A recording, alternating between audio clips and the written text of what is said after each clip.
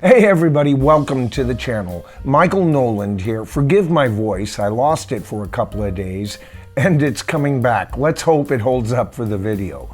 Tonight we discuss the holy trinity of rock as far as I'm concerned. And of course, we're going to be discussing specifically the Beatles and Led Zeppelin. But keep in mind that Pink Floyd plays an important part of this trinity, and we'll discuss that in future episodes. But first, a bit of news. Evidently, the Beatles album Revolver, an album that many rock critics have put up as the greatest album of all time in rock and roll, is going to be evidently remixed and released. Now, up until this point, they just didn't have the technology to split the happenings on each recording. In other words, they would have on the left-hand side drums, bass, guitar, with a vocal on the right-hand side and a tambourine for the stereo mixes. And because of that, many aficionados have collected the mono mix.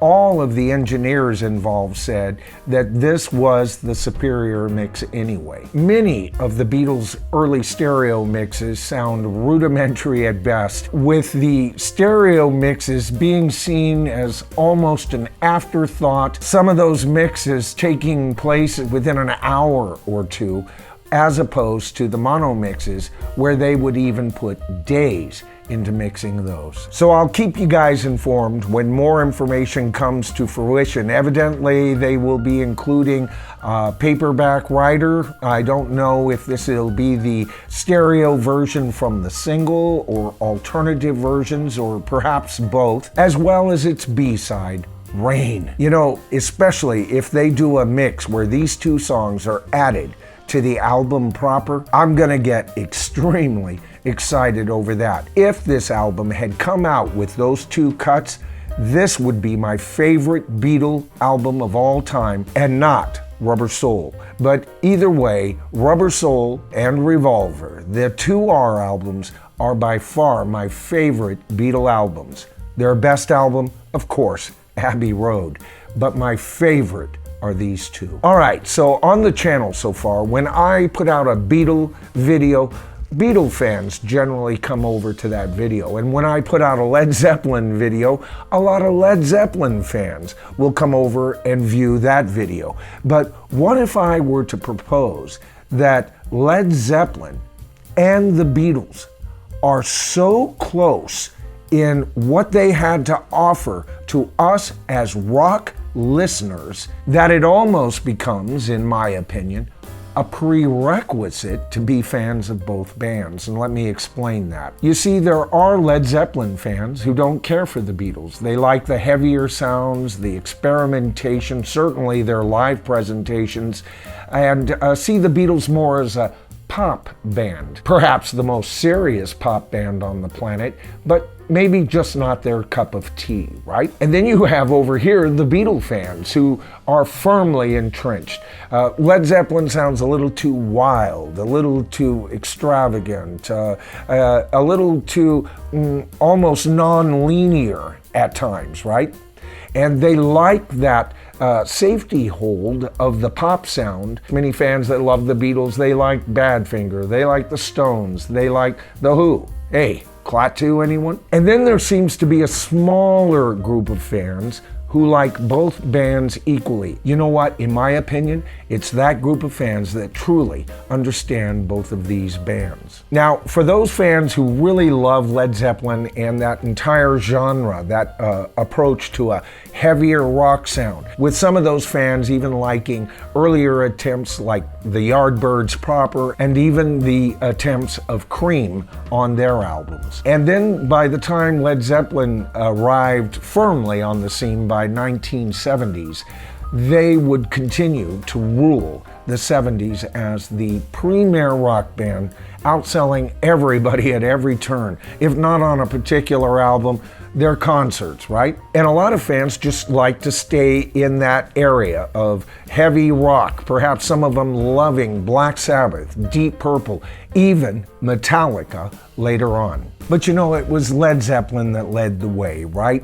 Many times it was their experimentations on their album that informed these other bands as to possible directions to take, or if not actual direction, when these bands would actually accidentally hit on a softer song like Led Zeppelin did on a very successful album. Black Sabbath started doing this almost immediately after Led Zeppelin had a couple of albums out. You see, to me, this is Led Zeppelin informing their so-called lesser peers as to directions taken. But where did they get that direction from? Well, the obvious answer, of course, it all came from, at first, the mind of Jimmy Page. But think about that. Who was Jimmy Page, really, if you think about it, when Led Zeppelin first took off? Well, he was an extremely well-known studio musician, winding up on recordings that you've heard. We need to do a video just on records that you've heard that Jimmy Page has been on. And he did do a stint with the Yardbirds and was just starting to get to be known as a guitarist to the general public. But you know, it's the fact that Jimmy Page was a studio musician, and of course John Paul Jones, that we'll get into that as we go further into Led Zeppelin Decoded. But what did Jimmy Page learn during those studio years? Well, he was learning from producers how to produce a record. He was listening very intently to engineers on how to achieve sounds. He was noticing all of the studio tricks, but he was also tied into the heartbeat of swinging London. He was watching and learning from every single Beatle release, whether it was an album or a brand new single. And by the time he was ready to record their first album, Jimmy had learned almost every trick in the book. Still not convinced? Let's take a look at their first album. For one thing, it was recorded in less than 30 hours. What about the Beatles' first album? It was recorded in less than 24 hours. 10 of the 14 songs being recorded in a little over 10 hours, if you can believe that. Don't tell me that was just an accident, because if that's your argument, you're going to have to explain away at least 6 more accidents. That's right. That was just one point in which Led Zeppelin emulated what they saw from the Beatles. And how about Led Zeppelin's second album? Many Led Zeppelin fans will tell you that's when the Led Zeppelin sound truly arrived. Their first album hinted at where Led Zeppelin would go, but it's with their second album, especially the heavy Led Zeppelin sound, truly arrived. Well, you can compare that to the Beatles' second album. You see, it's on the Beatles' second album that the Beatles sound arrives. Even the singles for that album, I Want to Hold Your Hand, She Loves You, that Beatles sound we all knew. And then just going back one album before that, just like we would with Led Zeppelin, we hear a slightly different product with Please Please Me. Still not convinced?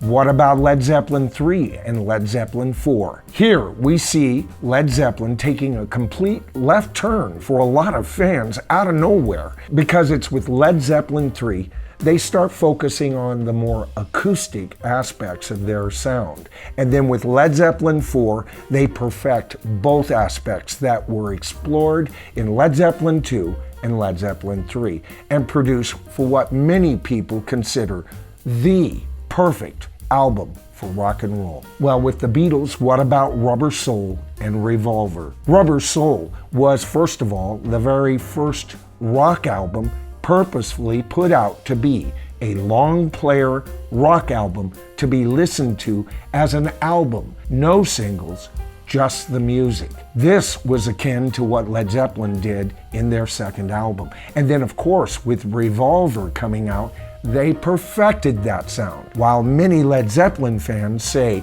that Led Zeppelin IV is the greatest rock album of all time, most pop rock fans would identify Revolver as the preeminent rock album of all time, even above Sgt. Pepper's Lonely Hearts Club Band. But the similarities do not stop there. Led Zeppelin's magnificent physical graffiti easily be compared to the Beatles' White Album. Not only are both releases double albums, but there's a almost down-home feel to both of these albums. If I was offered two albums to exist for the rest of my life on that proverbial desert island, I would request the Beatles' White Album and Led Zeppelin's Physical Graffiti. And what about this 3-album growth spurt of Led Zeppelin, starting with Led Zeppelin II, the changes we hear on Led Zeppelin III, and the perfection of Led Zeppelin IV. The Beatles do the same thing, folks. They come out of the doldrums of Beatles for Sale, an album with gems, no doubt, but not my favorite Beatle album. And they follow that up with, now I'm talking about the English release here, folks, Help. Although not a perfect album, viewers of my past videos will know that I consider it a near masterpiece. They improved that sound with Rubber Soul, and of course we've talked about what happened with Revolver, right? And by the way, we talked about Abbey Road being the Beatles' best album. Not my favorite album, but I clearly hear the perfection of that album. Led Zeppelin has a perfect album. It's called Houses of the Holy. Now, I don't care if you like the songs on Houses of the Holy or not.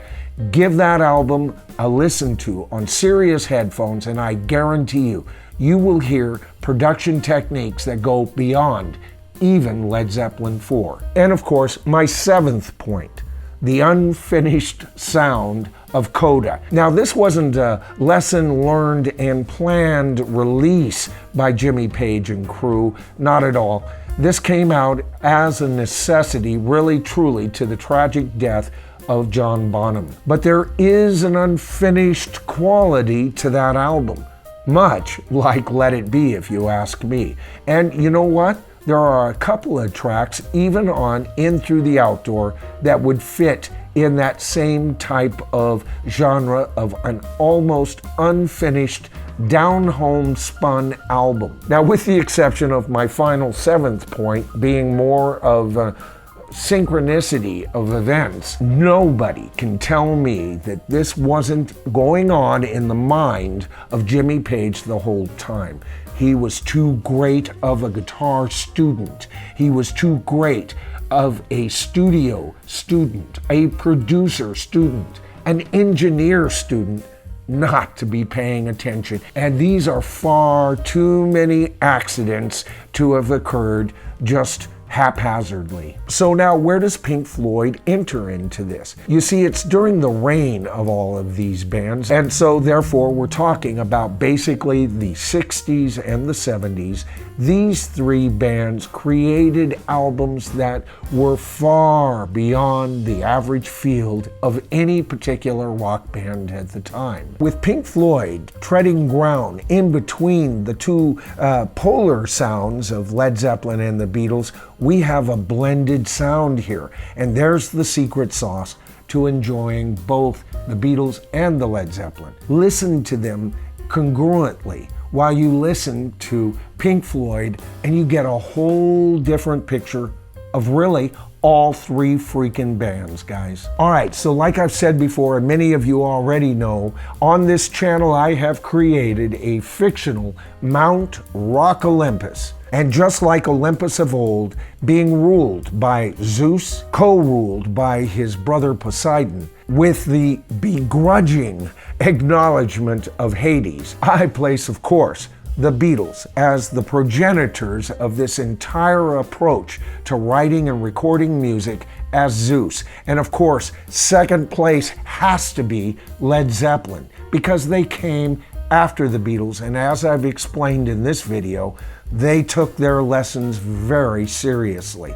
And of course, the one that stands off uneasily. I know a lot of viewers said Led Zeppelin should be Hades, but really, the tragedy that Pink Floyd has had to endure, the madness, the mental illness that actually changed the direction of the band sounds a bit more Hades to me. It's only by studying all three of these bands, I feel, that you can truly enjoy what these bands had to offer at their very best. All right, so my voice barely held out. That's the video for tonight. I've got a great one coming up on Led Zeppelin. I'm changing directions on this new one, and the one I announced before, it's coming out right after, but I want to do a special thing on Led Zeppelin, and that video is coming up real soon, folks. I will continue to explore the Beatles story with my Beatles Unlocked series, brand new, that will be running concurrently next to my Led Zeppelin Decoded series. Now, I don't know if my voice will hold up for Royce in the House this week, but